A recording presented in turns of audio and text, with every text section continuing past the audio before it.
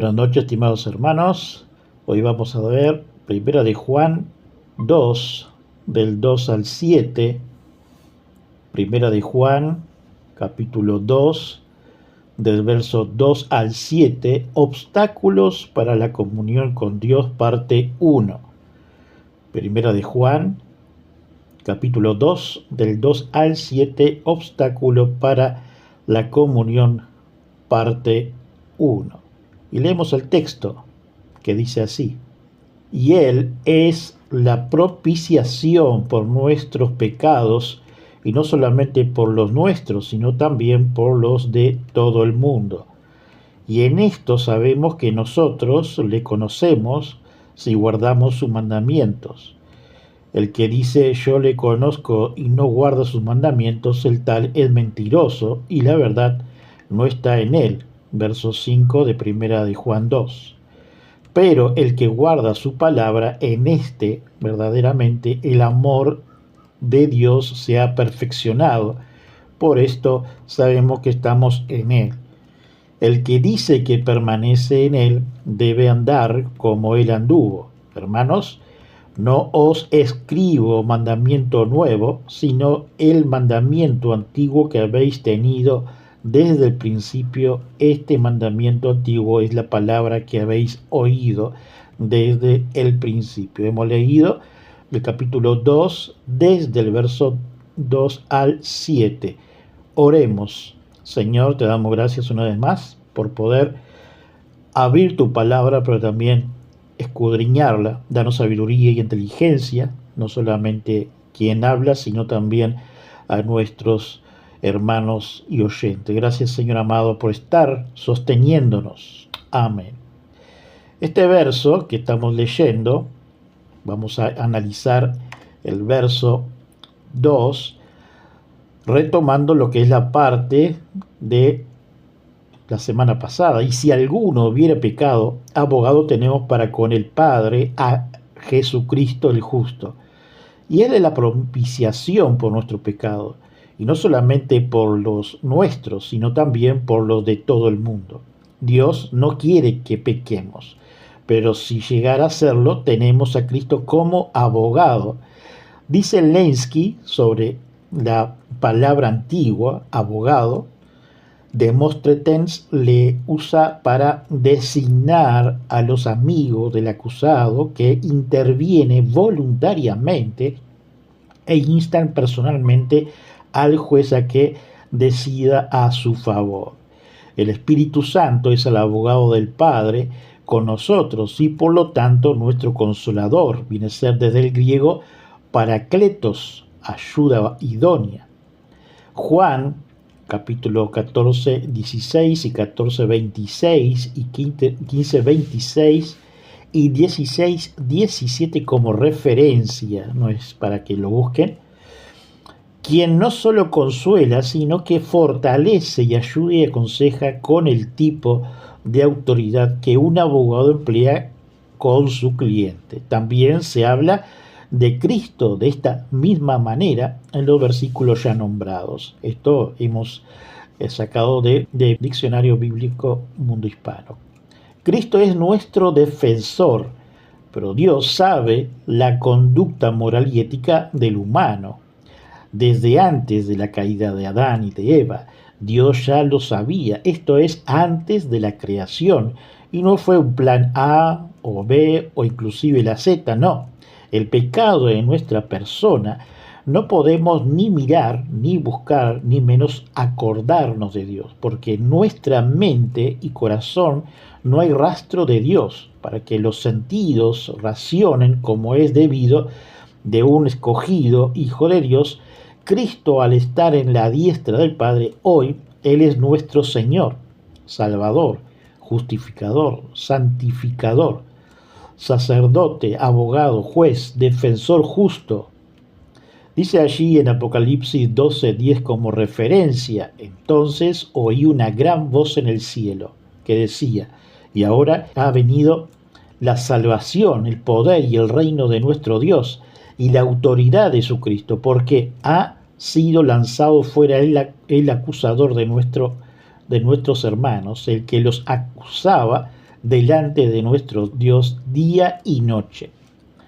Alford dice sobre la propiciación: la palabra implica que Cristo, como ofrenda por el pecado, nos ha reconciliado con Dios y a nosotros únicamente mediante su muerte y voluntad como sacrificio. Con esto ha apartado la ira de Dios de nosotros. Y esto tendréis como estatuto perpetuo para hacer expiación una vez al año por todos los pecados de Israel. Y Moisés lo hizo como Jehová le mandó, dice Levíticos 16:34. En primer lugar, la antigua ley de Israel, o sea, el Antiguo Testamento, Dios estableció que sin derramamiento de sangre no hay remisión. Así Hebreos 9:22 como referencia. A propósito, el pecado ofrecía un animal sin defecto, como un cordero, por ejemplo, como sustituto. El animal recibía simbólicamente la culpa y el castigo, mostrando que el pecado requería la muerte en lugar del que llevaba el animal. El día de la expiación, Yom Kippur, una vez al año el sumo sacerdote ofrecía sacrificio por los pecados de toda la nación y presentaba la sangre en el lugar santísimo, como referencia a Levítico 16. La limitación: estos sacrificios eran solo temporales y simbólicos, ya que la sangre del animal no podía limpiar la conciencia del ser humano ni cambiar su corazón de forma permanente. Debían repetir año tras año. Segundo el Nuevo Testamento, el sacrificio perfecto es Cristo. El Antiguo Testamento era una sombra de lo que vendría. La expiación definitiva y perfecta se cumple en la persona de Jesucristo, quien toma el lugar de la humanidad. El Cordero de Dios, Juan el Bautista presentó a Jesús como el Cordero de Dios, que quita el pecado del mundo, allí en Juan 1:29. Sustitución y propiciación: Jesús no tenía pecado, pero cargó con el castigo y la culpa de toda la humanidad. Su muerte satisfació la justa justicia, podríamos decir, de Dios. Propiciación es pagó el precio de nuestra libertad, o sea, la redención. El velo rasgado: al morir Jesús, el velo del templo se rasgó en dos, simbolizando que el camino hacia la presencia de Dios quedó abierto para siempre sin necesidad de sacerdote terrenal o rituales continuos. Así tenemos como referencia Hebreos 10, del 19 al 22. En conclusión de este versículo, mientras que en el Antiguo Testamento el pecado era temporalmente cubierto, esa era la raíz hebrea de la palabra kibbur, a través de Jesús el pecado es completamente quitado, pagado y perdonado de manera permanente.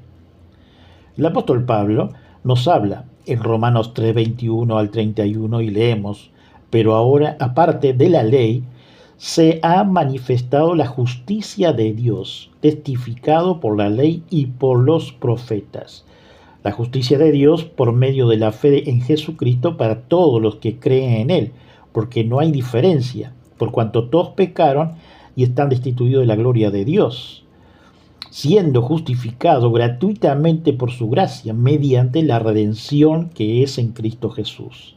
Estamos leyendo Romanos 3, 21 al 31 y ahora leemos el 25, a quien Dios puso como propiciación por medio de la fe en su sangre, para manifestar su justicia y a causa de haber pasado por alto en su paciencia los pecados pasados, con la mira de manifestar en este tiempo su justicia, a fin de que Él sea el justo y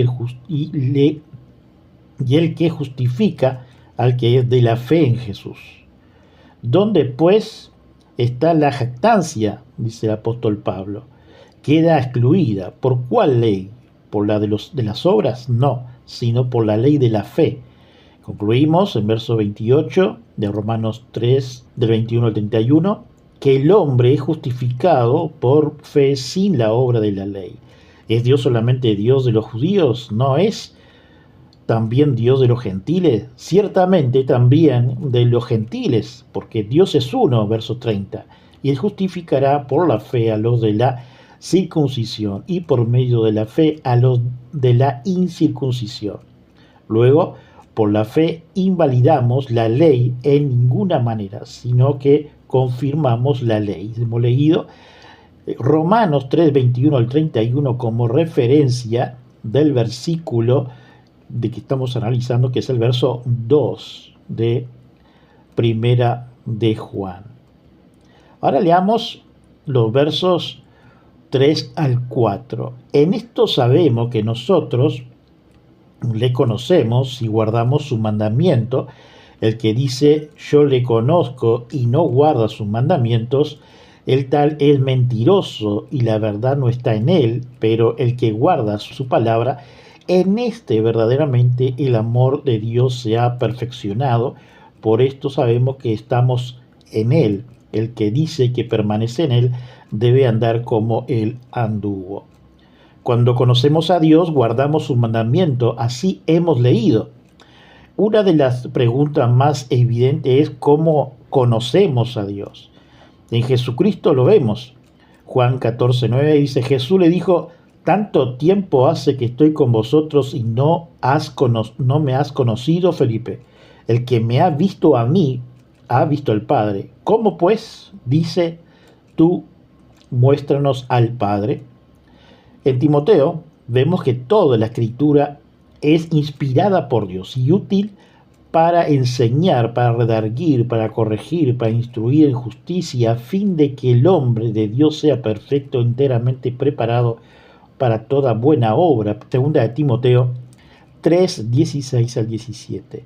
Podemos conocerlo a través de la oración y la comunión. Y me buscaréis y me hallaréis, porque me buscaréis de todo vuestro corazón. Jeremías 29, 13. Por medio de la obediencia podemos conocer a Dios. Allí hemos leído en Primera de Juan 2, del 3 al 4, y leemos nuevamente. En esto sabemos que nosotros le conocemos si guardamos su mandamiento. El que dice yo le conozco y no guarda su mandamiento, el tal es mentiroso y la verdad no está en él. ¿Cuál es su propósito al conocerlo? Y esta es la vida eterna, que te conozcan a ti, el único Dios verdadero, y a Jesucristo a quien has enviado. Juan 17, 3. Este es uno de los grandes objetos de todo lo que está escrito por inspiración, que seamos guardados del pecado. Hijo de Dios, ¿cómo temes beber veneno? ¿Cómo huirías de una serpiente? Teme al pecado.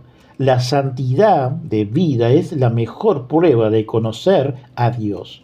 No importa cuán fácilmente podamos hablar de Dios, ni cuán supongamos que lo amamos. La gran prueba, guárdame sus mandamientos. ¿Qué prueba más profunda en esta? ¿Cómo debería humillarme ante el propósito de Dios? Cuando tratamos de ser en todos los aspectos lo que la palabra de Dios nos dice que debemos ser, entonces sabemos que estamos en Dios.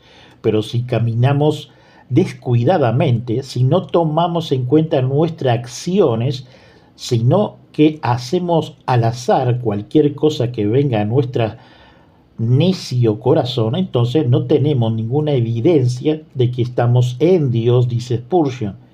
¿Quiénes piensan que la gracia de Dios, cuando se predica de forma completa, justa y clara, lleva al hombre al pecado? No sabemos lo que dice ni lo que afirma. ¿Acaso debo odiar a Dios porque es bondadoso conmigo? ¿Debo maldecir porque me bendice?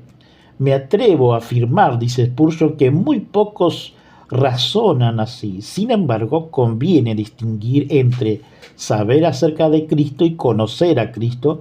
Podemos saber mucho acerca de grandes hombres, aunque no lo conocemos. Ahora bien, saber acerca de Cristo jamás salvará un alma. El único conocimiento que salva es conocerlo a Él mismo y confiar en Él. El Salvador vive en nosotros, que ahora está a la diestra de Dios. El cristianismo ya no ama el pecado, es objeto de su más severo horror. Ya no lo considera una simple nimiedad, ni juega con él, ni habla de él con indiferencia, dice Spurgeon. El pecado está abatido en el corazón del cristiano, aunque no expulsado. El pecado puede entrar en el corazón y luchar por dominarlo, pero no puede sentarse en el trono, así nos dice Spurgeon. Cuando se convierte una persona al cristianismo, la relación con el pecado cambia. El pecado no desaparece por completo hasta que llegue la gloria de Dios. Eso será cuando Él nos lleve. Pero en la obediencia a nuestro Señor, uno comienza a tener una disciplina en el corazón hacia la mente y de ahí a lo físico, donde las personas lo ven, y esto significa un cristiano ya no ama el pecado como antes. Un cristiano ya no se jacta de su pecado como antes. Un cristiano ya no planea como lo hacía antes. Un cristiano ya no recuerda con cariño al pecado. Un cristiano nunca disfruta plenamente de su pecado como lo hacía antes. Un cristiano ya no se sienta como el pecado habitual como antes, dice Gussie David en su comentario. Cuando permanecemos en Cristo, en su camino, como lo dijo el patriarca Moisés de Enoc, donde por medio del Espíritu Santo, en el poder de Cristo, Él nos hace una vida fiel, constante y disciplinada de comunión y de obediencia hacia Él. Este pasaje contiene frases y pensamientos que eran muy familiares en el mundo antiguo. Habla acerca de conocer a Dios y de estar en Dios. Es importante que veamos dónde está la diferencia entre el mundo pagano, en el que su grandeza, y el judaísmo y el cristianismo conoce a Dios, permanece en Dios. Tener relación con Dios siempre ha sido el anhelo del corazón humano, porque Agustín tenía razón cuando decía que Dios no ha hecho para sí mismo y que nuestros corazones están inquietos hasta que encuentren su reposo en Él, no dice Berkeley. Podemos decir que en el mundo antiguo había tres líneas de pensamientos en relación con el conocimiento de Dios. Primero, la gran clásica de sus pensamientos y literatura en el siglo VI y V antes de Cristo. Los griegos estaban convencidos de que podían llegar a Dios por un proceso de razonamiento y búsqueda intelectual. En el mundo del Nuevo Testamento, T.R. Clover tiene un capítulo sobre los griegos en el que brillante e interesantemente bosqueja el carácter de la mente griega en su gran día. Cuando los griegos glorificaban el intelecto, sería difícil encontrar un pensamiento más profundo y preciso que Platón, decía Marsh McGregor en este pensamiento que hemos visto. Nos cuenta la conversación que tuvo Sócrates con un joven llamado Xenofont. ¿Cómo sabes tú eso?, preguntó Sócrates. ¿Lo sabemos de veras o lo supones? El joven tuvo que confesar. Lo supongo. Muy bien, respondió Sócrates. Cuando hayamos pasado del supongo al saber, podremos hablar de esto. La suposición no era suficiente o buena para el pensador griego, dice Berkeley. Para el griego clásico, la curiosidad no era un defecto, sino la más grande de las virtudes, porque era la madre de la filosofía. Clover escribe sobre esta actitud. Hay que examinarlo todo. El mundo entero es el campo de estudio del hombre. No hay preguntas que le sean impropias al hombre hacer. La naturaleza tiene que acabar por dar la cara y responderla. Dios mismo tiene que explicarse a sí mismo, porque es que no hizo así el hombre. Para los griegos de la gran clásico, el camino hacia Dios pasaba por la inteligencia. Hay que notar que un enfoque intelectual en la religión no tiene que ser ético por necesidad, Si la religión es una serie de problemas mentales, si Dios es la meta que no espera al final de una actividad mental intensa, la religión se convierte en algo así como las matemáticas superiores.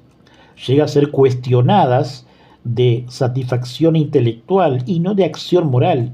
Y el hecho escueto es que muchos de los grandes pensadores griegos no eran precisamente morales, dice Berkeley. Punto 2. Los griegos posteriores en el trasfondo inmediato del Nuevo Testamento trataban de encontrar a Dios en la experiencia emocional. El fenómeno religioso caracterizado de aquellos días era la religión misteriosa. Sea cual fuere nuestro punto de vista de la historia de la religión, tenía una característica sorprendente. Su objetivo era la unión con los divinos y todo tomaba la forma del autor de pasión. Se fundían en la historia de algún dios que vivía y sufría terriblemente y moría cualmente y resucitaba. Al iniciado se le daba un largo curso de instrucción, se le hacía práctica la disciplina ascética, se le trabajaba emocionalmente, guiándole a un punto álgico de expectativa y sensibilidad emocional. Entonces se le permitía pasar el auto de pasión en el que se representaba en la escena la historia de un Dios doliente que moría y que resucitaba. Todo estaba diseñado para producir una atmósfera emocional.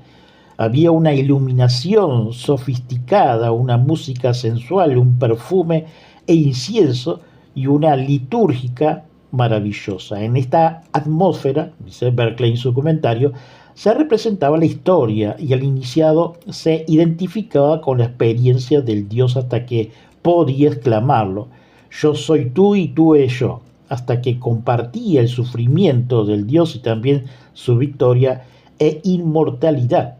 Esto no era tanto conocer a Dios como sentir a Dios, pero era una experiencia altamente emocional y como tal era pasajera por fuerza, pretendiendo encontrar a Dios en una experiencia anormal y su objetivo era escapar de la vida ordinaria, dice Berkeley en su comentario. Punto 3. Por último estaba la manera judía de conocer a Dios, que estaba íntimamente relacionada con de la marea cristiana de esa época. Para el judío el conocimiento de Dios venía no de la especulación humana ni por una experiencia exótica de emoción, sino por la propia revelación de Dios. El Dios que se revelaba a sí mismo era un Dios santo y su santidad conllevaba la obligación para el adorador de ser él también santo. A. E. Brock dice del apóstol Juan: no puede concebir ningún conocimiento real de Dios que no se desbloquee en la obediencia. El conocimiento de Dios se puede demostrar solamente por la obediencia a Dios, y el conocimiento de Dios se puede ganar solamente mediante la obediencia a Dios.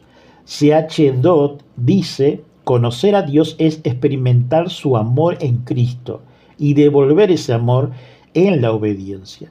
Aquí estaba el problema para el apóstol Juan. En el mundo griego estaba frente a personas que vivían a Dios como un ejercicio intelectual y que podían decir: yo conozco a Dios, sin ser consciente de ninguna obligación ética. En el mundo griego se enfrentaba con personas que habían tenido una experiencia emocional y que podían decir: yo estoy en Dios y Dios está en mí, y que sin embargo no veía a Dios en términos de mandamiento en absoluto. Juan el apóstol está decidido a establecer de manera inequívoca y sin compromiso alguno que la única manera que podemos mostrar que conocemos a Dios es obedeciéndolo, y la única manera en que podemos mostrar que estamos unidos a Cristo es la imitación de Cristo. El cristianismo es la religión que ofrece el mayor privilegio y que impone la mayor obligación. El esfuerzo intelectual y la experiencia emocional no se menosprecian, lejos de ellos, pero deben combinarse para desembocar en la acción moral, dice Berkeley en su comentario. La cuestión aquí es quién conoce a Dios llevará a cabo más una vida justa porque Dios es justo. Esto no significa que será impecable. Juan el apóstol ya ha demostrado que quien afirma esto mintiendo. Simplemente significa que está moderando la dirección marcada por la justicia de Dios. Si no lo hace, si no se siente capaz, más insatisfecho y angustiado por el pecado. No es hijo de Dios, dice Boyser. Ahora veamos el último versículo de 1 Juan capítulo 2, verso 7. Hermanos, no os escribo mandamiento nuevo, sino el mandamiento antiguo que habéis tenido desde el principio. Este mandamiento antiguo es la palabra que habéis oído desde el principio. Amados, es una palabra favorita del apóstol Juan al dirigirse a su pueblo. El acento dominante de su escrito es el amor. Como decía Westcott, Juan el apóstol, cuando insiste en el mandamiento del amor, aporta su ejemplo. Hay aquí algo muy preciado. Muchas de estas cartas es una advertencia y aparte de ella una represión. Cuando estamos advirtiendo o reprendiendo a otro es tan fácil adoptar un tono fríamente crítico, es tan fácil echar la bronca, es hasta posible complacer en ver los otros bajo la lupa, pero hasta cuando tiene que decir cosas dolorosas, el acento de la voz del apóstol Juan es el amor. Había aprendido la lección que debe aprender todo padre o predicador o maestro o líder, a decir la verdad con amor. Juan el apóstol habla de un mandamiento que es al mismo tiempo viejo y nuevo, así nos dice Berkeley. Algunos tomaron esto como una referencia al mandamiento que se implica en el versículo 6, que el que permanece en Jesucristo debe vivir la misma clase de vida que el Maestro. Pero es casi seguro que Juan el apóstol está pensando en la palabra de Jesús en el cuarto evangelio. Un mandamiento nuevo os doy, que os améis los unos a los otros, como yo os he amado también, os améis los unos a los otros, dice Juan 13:34. ¿En qué sentido era ese mandamiento tan antiguo como nuevo? Primero, era antiguo en el sentido de que ya estaba en el Antiguo Testamento. No decía la ley, amarás a tu prójimo como a ti mismo, Levítico 19:18. Era antiguo en el sentido de que esta no era la primera vez que la audiencia de Juan el apóstol lo había escuchado. Desde el mismísimo primer día, su incorporación de la vida cristiana les había enseñado que la ley del amor había de ser la ley de su vida. Este mandamiento había recorrido un largo camino en la historia y también en la vida de los destinatarios de esta carta, así nos dice Berkeley. Punto 2. Era nuevo porque se había elevado a un nivel completamente nuevo en la vida de Jesús. Y era con Jesús que había amado a los hombres como los hombres habían ahora de amarse unos a otros. Bien podía decirse que la humanidad no sabía realmente lo que era el amor hasta que lo vio a Jesús. En todas las esferas de la vida es posible que una cosa sea antigua en el sentido de que ha existido desde mucho antes, y sin embargo alcance un nivel totalmente nuevo por la actual de alguien. Un juego puede llegar a ser nuevo para una persona cuando ha visto jugarlo a un gran maestro. Una pieza de música puede llegar a ser algo nuevo para una persona que se le ha escuchado a una gran orquesta bajo la batuta de un gran director. Hasta un plato de comida puede llegar a ser una cosa nueva para el que lo pruebe cuando lo ha preparado alguien que tiene el genio de la cocina. Una cosa antigua, dice Berkeley, se puede convertir en una nueva experiencia en la mano de su maestro. En Jesús, el amor llega a ser nuevo en dos direcciones. Llegó a ser nuevo por la amplitud que lo alcanzó. En Jesús el amor alcanza hasta el pecador. Para el rabino judío ortodoxo, el pecador era una persona al que Dios quería destruirla. Hay gozo en el cielo, decían, cuando un pecado desaparece de la tierra. Pero Jesús fue el amigo de los marginados y los pecadores, y estaban seguros de que había gozo en el cielo cuando una persona volvía al hogar. En Jesús el amor alcanza hasta los gentiles. Según algún rabino le veía, los gentiles fueron creados por Dios para servir de leña en los fuegos del infierno. Pero para Jesús, Dios amaba al mundo de tal manera que dio a su Hijo. El amor llegó a ser algo nuevo en Jesús porque Él extendió su frontera hasta que no puede nadie fuera de su abrazo. Así nos dice Berkeley. Punto B. Llegó a ser nuevo por los límites a los que llegó. Nunca falta reacción, nada que pudiera hacerla, nunca podía convertir en odio el amor de Jesús. Él pudo hacer pedir a Dios que tuviera misericordia de los que le estaban clavando en la cruz. El mandamiento del amor era antiguo, en el sentido que se conocía desde hacía mucho tiempo, pero era nuevo porque en Jesucristo el amor alcanzó un nivel que no había alcanzado nunca antes. Era conforme a ese nivel que nos mandaba a amar.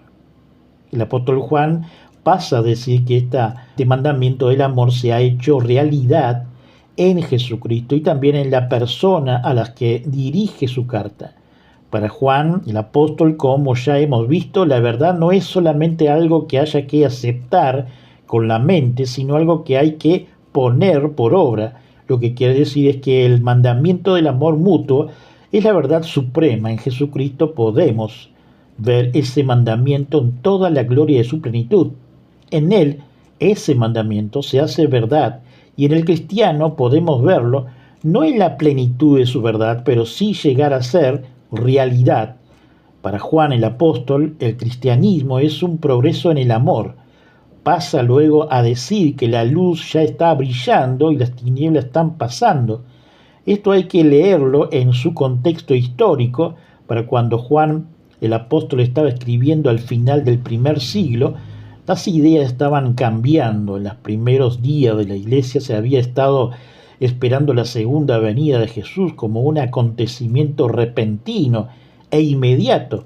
Cuando aquello no tuvo lugar, no abandonaron la esperanza, sino que permitieron que la experiencia la cambiara. Para Juan el apóstol, la segunda venida de Cristo no es un acontecimiento dramático y repentino, sino un proceso en el cual las tinieblas van siendo derrotados paulatinamente por la luz. Y al final del proceso será un mundo en el que las tinieblas hayan sido derrotados. En este pasaje, en los versículos 10 y 11, los cuales se identifica con el amor y la oscuridad que vamos a estar desarrollando la semana que viene, procesan mundo que reían el amor y el odio haya sido destruido. Cristo ha entrado en el corazón de una persona cuando toda su vida es gobernada por el amor, y la habrá en el mundo del hombre cuando todos obedezcan su mandamiento del amor. La venida del reino de Jesús son equivalente a la venida del reino del amor, dice Berkeley en el final del versículo 7 de Primera de Juan capítulo 2. Para terminar, hermanos, oremos. Señor, gracias por un día más para poder abrir tu palabra, pero también, Señor, para comprender el contenido que tú nos has dejado. Señor, gracias porque sabemos que por medio de esa muerte en la cruz tú nos has dado mucho más que amor y tenemos que ponerlo por obra. Señor, gracias porque también nos das vida eterna, Señor. Esa vida eterna que no somos merecedores. Señor, también te damos gracias por los hermanos que están presentes y por aquellos que van a escuchar el mensaje, y que tú, por medio de tu gran misericordia, vas a suplir las necesidades tanto espirituales como físicas. Señor, te pedimos por la iglesia perseguida y desplazada, pero también, Señor, te pedimos por nuestro país. Bendice, Señor, y ten misericordia por cada uno de nosotros. Amén. Bendiciones, hermanos. Saludo a todos.